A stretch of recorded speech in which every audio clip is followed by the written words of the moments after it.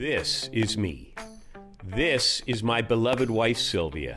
This is Sylvia's idea of sailing. This is my dream of sailing and my hope of circumnavigating the globe as a retirement project in 2029. This is Sylvia's reaction to that idea. What? You got a quest? I am on a 6-year quest to convince Sylvia that a circumnavigation is a wonderful adventure, but the clock is ticking, so join me as I search for the perfect yacht that Sylvia will love, and get all your ladies to subscribe and cheer Sylvia on in the comments.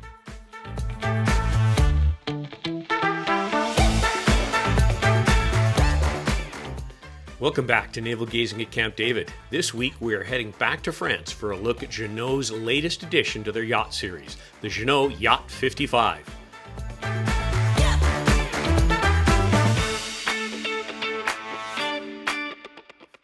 Today we will 1. Review its specifications, pricing, and layout against 3 similar new vessels. 2. Do a full tour asking what would Sylvia say. 3. Naval gaze at an innovation and or adjustment that just might make life aboard a little easier. 4. Have a look at the used market for 3 to 5-year-old comparables. And 5. Give it a Dave score and compare the results to all our previously reviewed yachts. As always, all this fun will be sandwiched between a pairing of wine and a work of art from the same region as the guest yacht in an effort to capture the culture and people who gave birth to these wonderful vessels. Waves, wine, art, and ideas. What a civilized way to spend 30 minutes. So let's get going. From high above Vancouver, we head east across the continent, the Atlantic, and the Med to Turkey and the brand new yards of Seawind catamarans and the home of last week's yacht, the Seawind 1170. From here, we backtrack west to the Atlantic shores of France and the yards of this week's guest yacht, the innovative Jeanneau Yacht 55.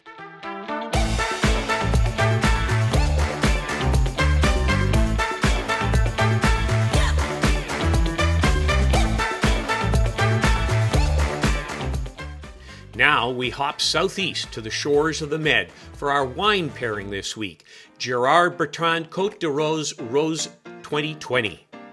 Côte de Roses celebrates the Mediterranean lifestyle. The Languedoc appellation stretches alongside the Mediterranean coast. The soils vary, mainly with hard limestone and schist, but also gravel transported from the rivers of the Languedoc region. The bottle is original with its base in the shape of a rose, created by a young designer from the École Beau. A wine to be given in the same way you would offer a bunch of roses. The various grape varieties are harvested separately when each of them is just at the right ripeness level. The winemaking process is managed to respect the specific characteristics of the grape varieties and the qualities of the soil. The grapes are destemmed, cooled down to 8 degrees Celsius, and transferred to the press to extract the rosé wine. Particular attention is paid to the pressing to ensure that only the first, highest quality juice is kept. The juice is then left to settle according to the precise aromatic profile that is being targeted. The fermentation lasts between 15 and over 30 days, depending on the degree of clarification and the temperature. Finally, after a light fining, the wine is bottled quite early to preserve the fresh, fruity character of the wines. The robe shows a soft, pale, brilliant pink with a bluish tint developing over time towards more orangey nuances. Summer in a glass. Let's go have a look at that boat. Cheers.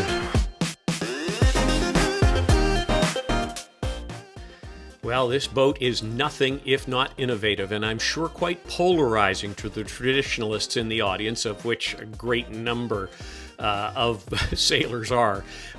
You can see the profile is elegant.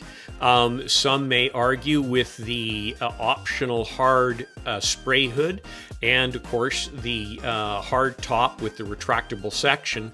But overall, very nice. You've got the integrated arch, and, of course, that hull structure is massive and carries the beam right to the back and creates an almost catamaran-like aft deck area. So they've moved the helms forward and really opened up the aft area to create just a tremendous open air cockpit comfortable relaxing area.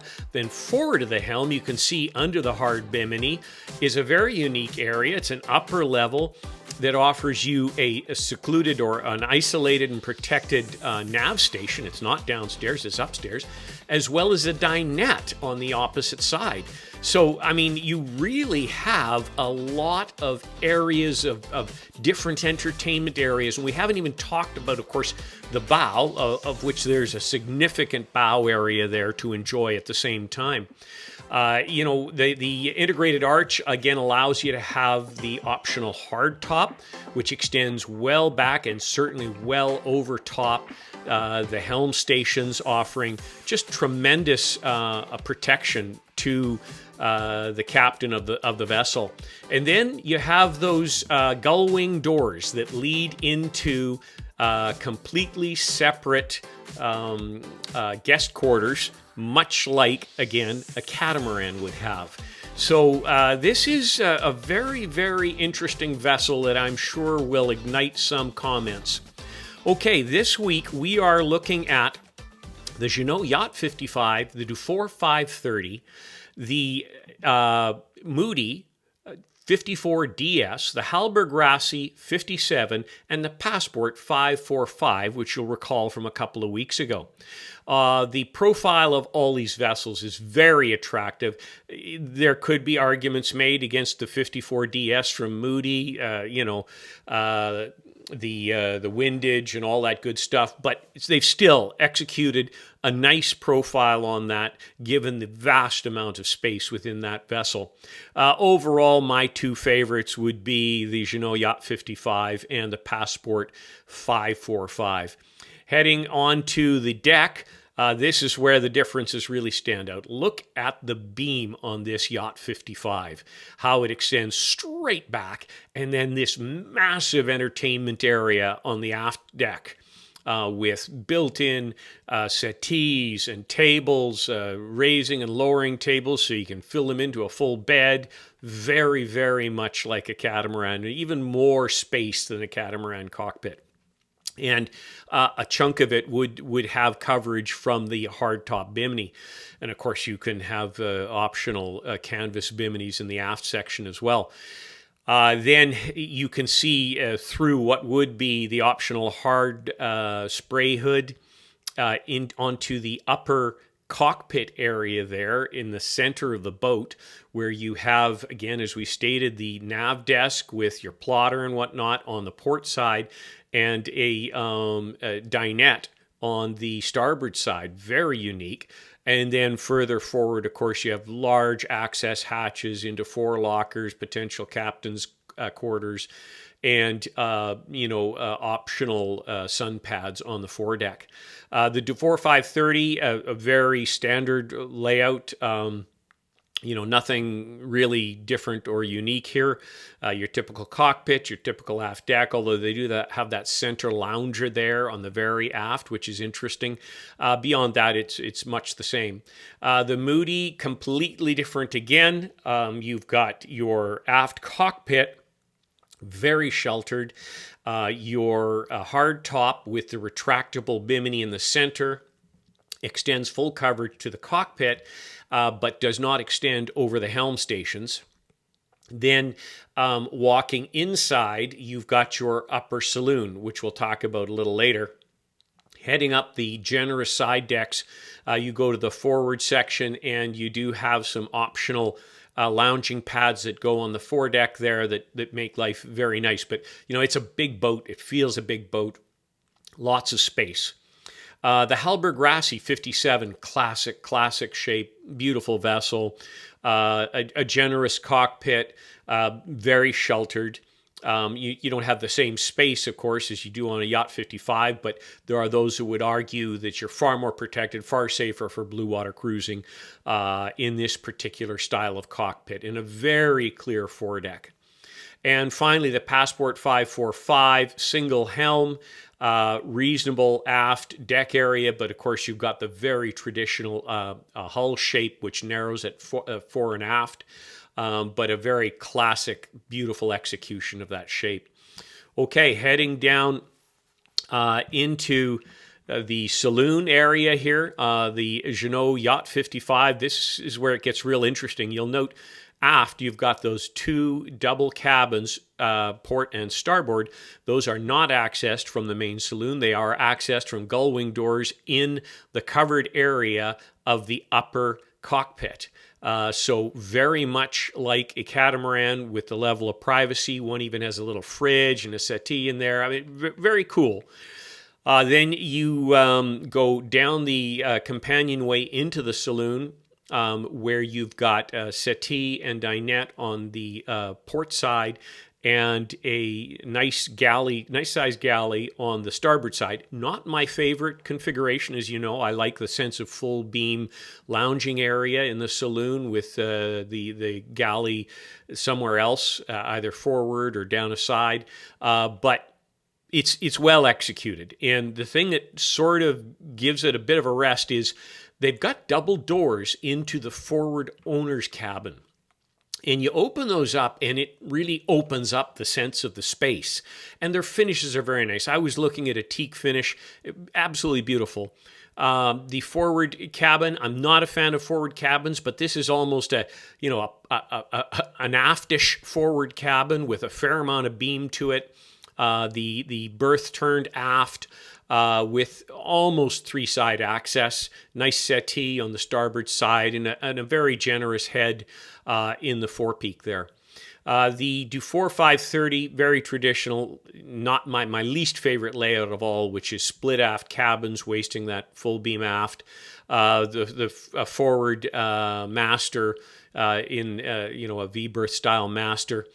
They have moved the galley forward, creating a full beam lounging area with dinette on the port and lounger on the starboard. But overall, it's much of the same.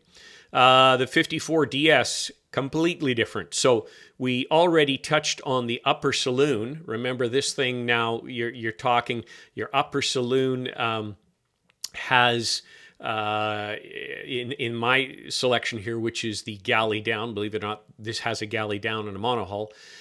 It would have an aft starboard settee and a forward port dinette on the upper level, all on the same level as the cockpit. Then you go downstairs into a forward master, but this master is extremely generous. So I don't mind it at all. You have full three-sided access. It feels very luxurious. You've got a VIP midships port, and then your galley down is midship starboard, and a twin berth is aft port, accessed from a separate set of stairs just inside the saloon doors. Halberg Rassi 57, my favorite layout of all monohulls, the classic oyster layout, full beam aft master, forward V-berth VIP, and forward starboard Pullman.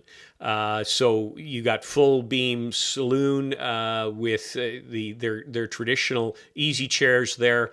I'm not sure if they have it on the 57, but on the new 69 they also have a little bench seat for the dinette that actually has a pull-out drawer on it that turns into a footstool for those two loungers on the port side there, which I thought was really, really cool. And then the Passport 545, again, very traditional layout, although because they narrows at the aft, you don't get the full expanse of that wonderful aft suite, but you still have a full beam aft suite. With a little constraint. The surprising thing is that up in the center there in the saloon, you feel gobs of space, and you feel a lot of space in the galley here too. The forward VIP suite's very comfortable, very nice. All in all, well, I just love the finish they have there. Okay, let's hop into the numbers here and see what we see. Going across the top line, it's the Dufour, which is the most economical here at $429,000, followed by the Jeanneau Yacht 55 at €696,000 base. Looking across the length overall, the Moody's the longest at 56.33, followed, well, actually, the Halberg Grassy is the longest, but it is a 57, so it's 60.5. But within the comparables, the Moody's 56.33, followed closely by the Jeanneau at 55.75. Then looking at length at the waterline, it's the Halberg Grassy at 55. Among the comparables, it's actually the Jeanneau with the longest waterline at 53. Beam, it's the Moody at 17.03 feet. That's a very beamy boat. All the rest are pretty much the same, save for the Passport, which is the narrowest at 15.15. Draft, it's the Passport, which is the least at 2.01 or 6.6 feet.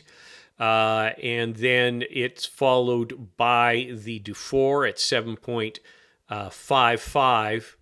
And then the Halberg Grassy and the Jeanneau Yacht 55 are tied at 2.45 or 8 feet. Heading down into the displacement, we've got the Passport is the lightest at 17.5 ton. That's followed by the Dufour at 17.7, the Jeanneau at 18.5, the Halberg Grassy at 28.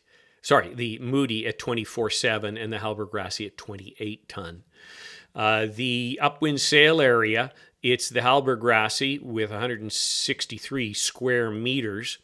Amongst the others, it's going to be the Moody at 142 square meters, then the Jeanneau at 131 square meters. Power-wise, it's the Moody at 110 or 148 horsepower engine. And then as far as capacities on fluids, it's the Halberg Grassy with 1,050 liters of fuel and 1,030 liters of water. That is, the next one is going to be the Passport at 950 each. And then it's going to be the Jeanneau 55 at, actually, the Jeanneau 55 is very light on fuel, 230 liters and 760 on water. Interior space, again, this is an area I'd love you to poke your brokers and your boat suppliers and reps to get this information out to us. I'd like to see interior square footage, exterior usable square footage, interior enclosed storage volume, exterior enclosed locker volume, total fridge capacity, and total freezer capacity. These are few and far between as far as getting them. The Halberg Grassy did have the exterior locker space listed, and that's an astounding 10 cubic meters or 350 cubic feet. Lots of stowage on that beast.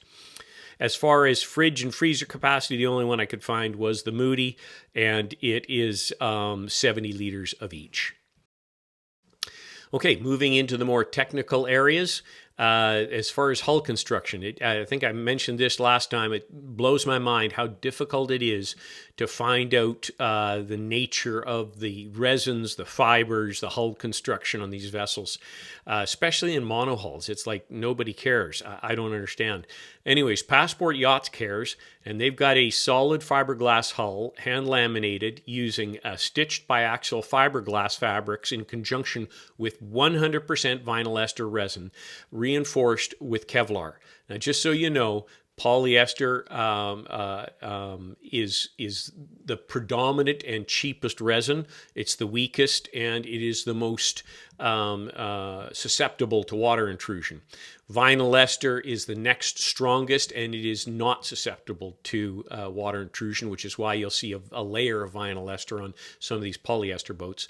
And then, of course, epoxy is the hardest, strongest, and best as far as the resins go. Anyways, vinyl ester is an outstanding resin, and Passport produces an all vinyl ester reinforced hull with foam core.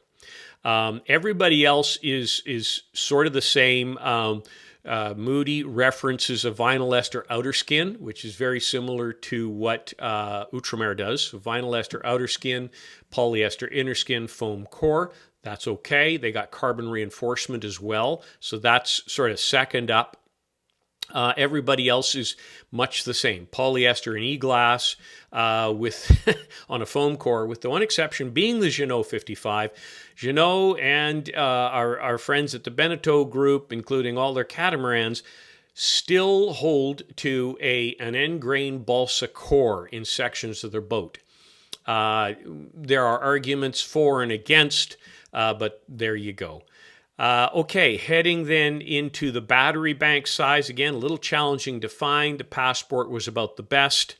Looking at performance indicators, sail area to displacement or power, it's the Passport in the lead at 19.52, followed closely by the Jeanneau at 19.09, then the Dufour at 18.74, the Halberg Grassy at 18.06, and the Moody at 17.1.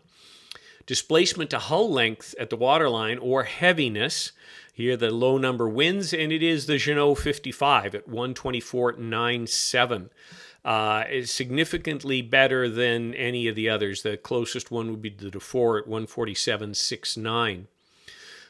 Now, having said that, heaviness in a monohull is not the same issue as it is in a catamaran, and indeed can be a benefit leading to comfort and comfort ratio. And so here on the comfort ratio, the best one is the Halberg Grassy at 39.01, followed by the Moody at 36.69, the Passport at 33.09, the Dufour at 29, and the Jeanneau at 28.53.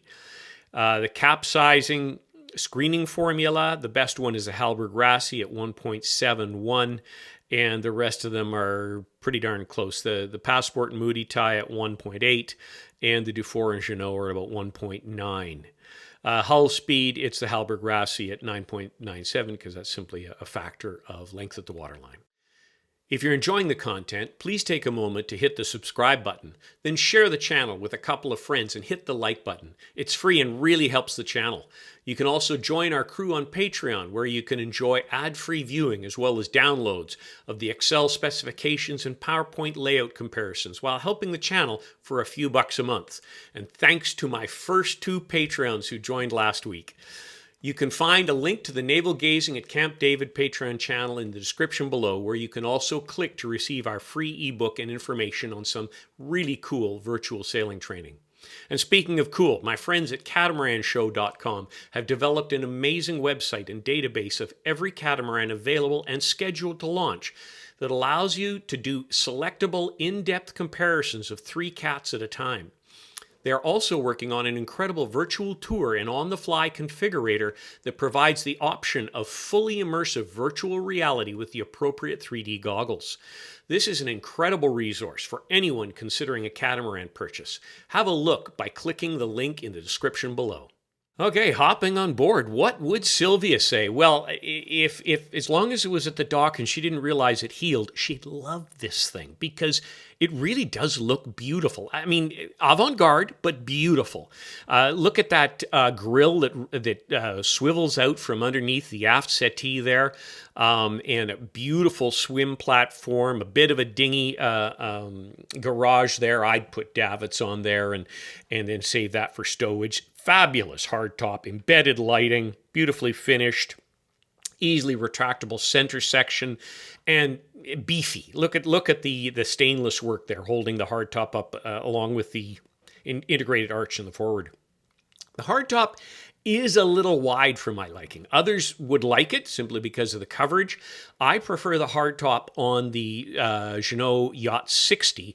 I just literally have to just sort of lean sideways out the side and I can see the full sail plan. This one, I really had to, now it does tuck in, you can see right over that fellow where he's looking up there. So it's not as bad as it might be, but to my feeling, it's a little too wide. But I'm being nitpicky. The hard spray hood is surprisingly good. It creates a very sheltered area, far more than a canvas spray hood. Now, maybe that's just all in my head, but that's the way it felt. It has the integrated lighting. It has integrated handholds for safety as you go forward. If I bought this boat, I would definitely have that integrated hard spray hood. But look here again. The lines are extremely nice. You've got all of your sails in there. You can option them out with power furlers. It really is a very, very attractive boat when you look at it from the outside. It does get the romantic juices flowing here. There's a little zoom in on those head sails that you can have look nicely integrated. Really, a good looking vessel. I'm just going to wander around the front here, give you a little bit of a better look at the overall impact that this vessel makes, because she's a big boat, but I got to say, when you're at the helm, she doesn't feel like a big boat. She's not intimidating when you're sitting at that helm. Maybe it's because you feel so safely ensconced with the hard tops and the spray hood. Now, one of the big benefits of that hard spray hood is the simple fact that you can see. Like, the windows are hard, so it's not like staring through grazed flexible plastic. It's really nicely done. Here we're zooming in here on the tables in that aft section, which are on hydraulics and allow you to put them up and down and turn them into a full bed and all that wonderful stuff. The odd thing, of course, is that they're behind the helm. They're not in front of the helm. And of course, you can see here a very nice swim platform, your integrated barbecue. You'll note our hostess there. She is on the series. I've forgotten what couple it is that has this out in the Med right now, and she was on board with them. A charming young lady. So there you are. You integrated step, and here's a close-up now of your aft entertainment area, which is just vast. Look at the table set up there. You're fully enclosed, and yet with the flick of a wrist, you can be sitting in the sunshine and pull that canvas center section forward.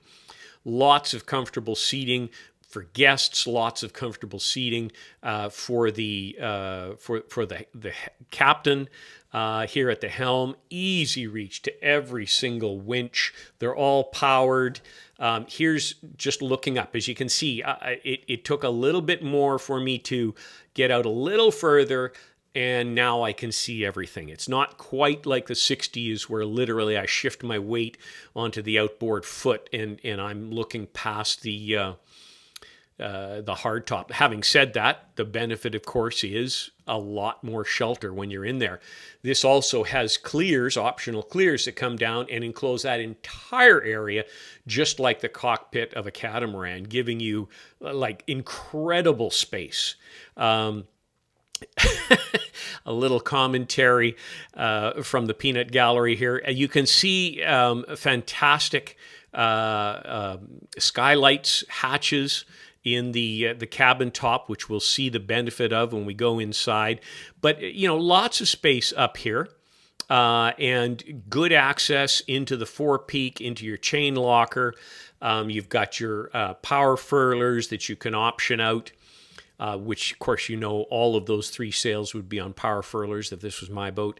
Looking down in here, they've got this fitted out as a captain's berth, but of course you can just leave it as a ginormous sail locker, giving you that much more space, which you definitely need on these vessels. I love the skylights. They've got non-slip on them. And all of your lines, look at how they're enclosed all the way down the side of the hull here. Now, I did zero in on the hard spray hood just because it is so unique, and it does have that lovely forward window that slides down, giving you nice ventilation all the way through. Great grab handles because this spray hood is rigid. And we're back here at the port side helm, and I tried to zoom in on these because I've had comments. What size are the winches? I think you can see those. There's a 60. I think the other was 45. So good size winches, nice great wheel, composite great wheel, and just a super entertainment area. You've got one side that's a giant bed and the other side that could probably easily feed 10 people around there. Now, quick look into this upper cockpit area. So you've got the gull wing doors that lead down into the cabins. We'll touch those later. Beautiful teak tables. I wish there was high gloss finish on these. Nice embedded plotter here at your upper nav station, which is really cool because, of course, you can literally sit here and pilot the boat using the remote autopilot. You've got fantastic visibility of your sails, of your surroundings, your forward facing. I mean, what is there not to like about this nav station? And you can have your laptop up here because you're fully secure and away in the weather, away from the weather. Wonderful relaxation area, easy steps down into the saloon. You can see this lovely warm teak. I think they've done a beautiful job on the teak, all the corners around it. But there's your double doors into that front master cabin. And look what it does to the feeling of this. It's a relatively small saloon because, of course, you don't have the side access back to your cabins, giving you that sense of broader space aft. But with those double doors opening forward into the master cabin, assuming you make your bed like a good boy and girl, it's outstanding. Look at the fridge and freezer space here. I mean, it is a good galley, and they put that island in there so that you've got something, again, on the extended part that's outside the U. You can bolster yourself if you're on the heel. And you've got a nice lounging area over here with the settee and the dinette, the split tables that go up and down so it can really feel like coffee tables as opposed to always sitting at the dinner table.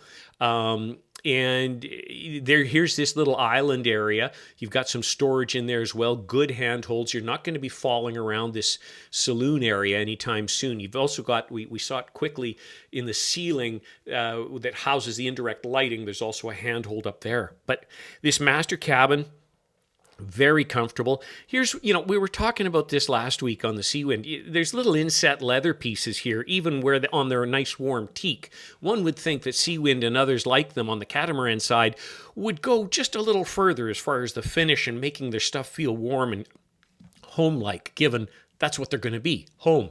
Look at the carpet. They've gotten to now snap-down, factory-supplied carpet. Looks so good. And, of course, you can take it out and have it cleaned. And nobody can really poo-poo it because Sailing Le Vagabond put carpet in there. So now it's vogue and in style. You've got a nice head here, dry head, enclosed shower, great entertainment area coming out of your master. This really is like a condo, like an upper end condo for the owner. Nobody else needs necessarily come in here because you'll see when we go into the other cabins, they're quite self-contained. But a very, very comfortable space. You've got your hood extractor, you've got dishwasher, you've got everything that you could possibly want here, and lots of light coming in here from big side windows and wonderful overhead skylights and ventilation. So lots of ventilation into this area. Another quick look around just to give you a sense of the space and what they've done with this. Like I said, it's not a huge space, but they've done a great job. Okay, naval gazing. We're going to talk a little bit this week about a bugaboo that I've had. I mean, when I was a kid, we did RVs, and running around at night, even in an RV, and closing all these window blinds was interesting. But in a boat, those window blinds can often be way far away from you. And you'd like to just be able to walk in, hit a button, and they all come down. Now, this was already done by Beneteau in the yacht, in the Oceanus 60, not the Oceanus Yacht 60, but the Oceanus 60, the predecessor. They had remote control blinds for the upper windows, which I thought was brilliant. So it can be done, has been done in a production environment. I wish it would be offered as a production option on all the monohulls and certainly the catamarans. Okay, back on board. Another quick look around here just to give you a sense of the space, the fixtures, a nice leather wrap on the handle there, a little anti-skid on the steps. Let's move back upstairs and go investigate those cabins that we were talking about. So again, coming up here, what a great place to have breakfast there at that little dinette. Surrounded by the light and the open air, and I think it's tremendous. Now, here is your VIP suite. We're going to head down in here. You can see a lovely little settee. You see off to the right there's the little bar fridge underneath the coffee table or the end table. Nice queen-size berth. Very comfortable. Your head intended to be at the open end here with your reading lights all there. And again, zeroing in on that fridge, you got a lovely private head here. It is a wet head, so not my favorite, but it's the guest room, so you don't want them staying that long. So overall, full privacy, absolutely full privacy, and then you've got nice stowage. The great hanging locker here, lights inside, nice leather wrapped hardware. It's a really comfortable space. We'll head across to the starboard side. This one's just a wee bit smaller, but same fit and finish. Feels real good. Doesn't have the settee or the bar fridge, but great place for kids to enjoy themselves, have their privacy. And now with Starlink on board, they even have their phones and the internet, so you never get away from it. Great ensuite as well. Again, it's a wet head, but it's all yours, all your guests, and a really nice overall space. This finish, this beautiful teak finish they've got here. I mean, Jeanneau is a high volume producer. Why in the world can't this level of finish and the finish options that they have in monohulls? Like, this isn't the only finish you can choose. I think Hansa has like half a dozen finishes you can choose. Why isn't that the same in catamarans? I just don't get it. You have to go up to a balance 525 to get to that level. Again, another look around. The finish on the underside of that hardtop is so nice with the integrated lighting. And what a fabulous entertaining space with your barbecue sitting right there, just slides out and you're away and the smoke isn't bothering anybody. So, I mean, it really is a great looking vessel. The next day I just took another shot on the outside here just so that you could get one more good look at the profile of this vessel. She, in-mast furling, of course, and as we noted the other a little while before, on this one, it's optioned with at least one power furler. I'd have all of those forward sails on power furlers. And she's a good-looking vessel. Okay, what do we compare her to on the pre-owned side? So, with base plus 50%, giving us a sail away of 1.144, 1.15, let's call it. We're comparing this to a 2020 Jeanneau 54. So that's a 4-year-old boat, and they're asking $700. That's a hard one. The 54 is a nice boat. There's a lot of good stuff on that new 55, though. I'd probably spend the money and go with the 55. Next up, one of my favorites. It's a 2018 Passport, so we're talking 6-year-old boat. They're asking $890 versus $1.15. On this one, it's a harder choice, but I would do the Passport on this one. Yeah, I'd do the Passport for sure. And finally, a 2022 Beneteau Oceanus Yacht 54. So a 2-year-old boat, very nice vessel, $1 million versus 1.15. On this one, no, I would still go the Yacht 55 on this one. Just there's many good innovative things on the Yacht 55. Fit and finish is about the same. I like the layout. The Beneteau 54 layout's not my favorite, And I'd probably go with the more avant-garde 55 in this case. Okay, we're heading to monohull Puritan Purgatory. Sorry, all you monohull fans. We're going to compare this to some catamarans, 20% shorter to allow for the same living space as a 55-foot. Our first up is a 2022 Leopard 45. That's a 2-year-old boat. Some goodies on there for $950,000. This is a great vessel. The 45 Leopard has, almost everything the 50 has, smaller and for less than $1 million. Sorry, it's probably got some toys, probably $100,000 worth of toys on there from the first owner. I'd do the Leopard. Next up is a 2022 Fountain Peugeot Elba 45, so 2-year-old boat, beautiful vessel, $850,000. Again, great layout. You got a fly lounge, you got aft cockpit, forward faux cockpit, really neat layout. I don't necessarily like the exposed fiberglass in the underside of the saloon's roof or the sort of unfinished bimini on the aft, but overall, I'd save my money and have a happier wife and go with the Fountain Peugeot. And finally, we're looking at a Nautica 46 Open 2021. So we're looking at a 3-year-old boat.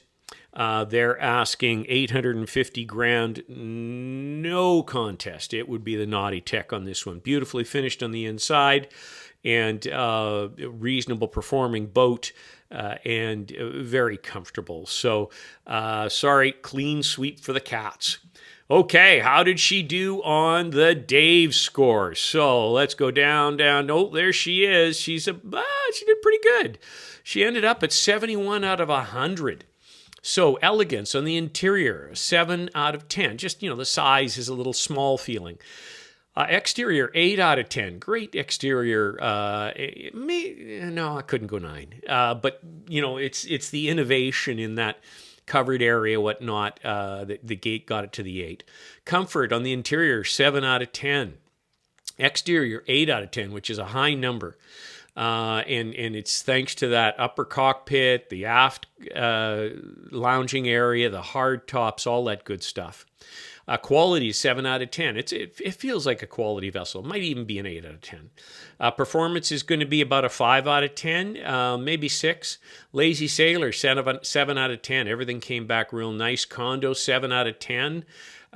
Geek, 8 out of 10. And value for the money, a solid 7 out of 10, bring us to 71 out of 100. Putting us in the company of the Beneteau Oceanus Yacht 60, the Neil 51, the Windaloo 54, the Fountain Peugeot 45, a little lower. Let's see what's above it here.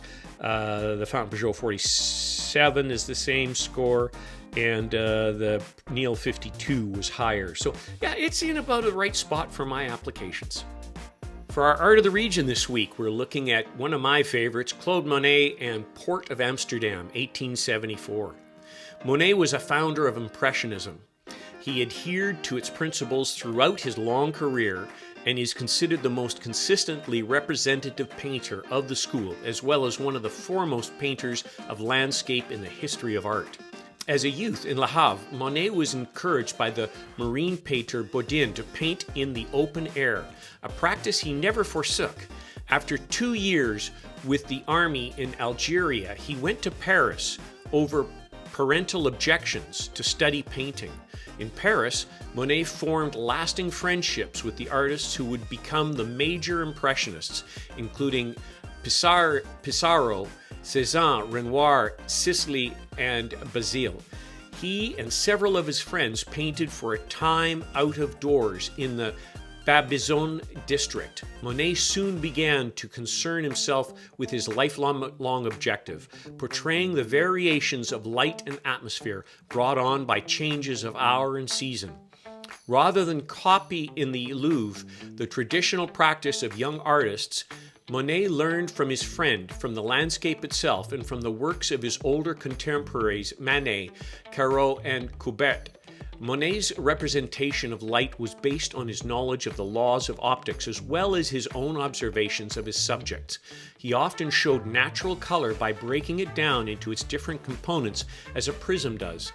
Eliminating black and gray from his palette, Monet rejected entirely the academic approach to landscape. In his later works, Monet allowed his vision of light to dissolve the real structures of his subjects. To do this, he chose simple matter, making several series of studies of the same object at different times of day or year. Haystacks, morning views of the Seine, the Gare Saint-Lazare, poplars, the Thames, the celebrated group of Rouen Cathedral, and the last great lyrical series of water lilies painted in his own garden at Giverny. In 1874, Sisley, Morsat, and Monet organized the first Impressionist group show, which was ferociously maligned by the critics, who coined the term Impressionism after Monet's impression, Sunrise, 1872. The show failed financially. However, in 1883, Monet had prospered, and he retired from Paris to his home in Giverny. In the last decade of his life, Monet, nearly blind, painted a group of large water lily murals for the Musée d'Orangerie in Paris.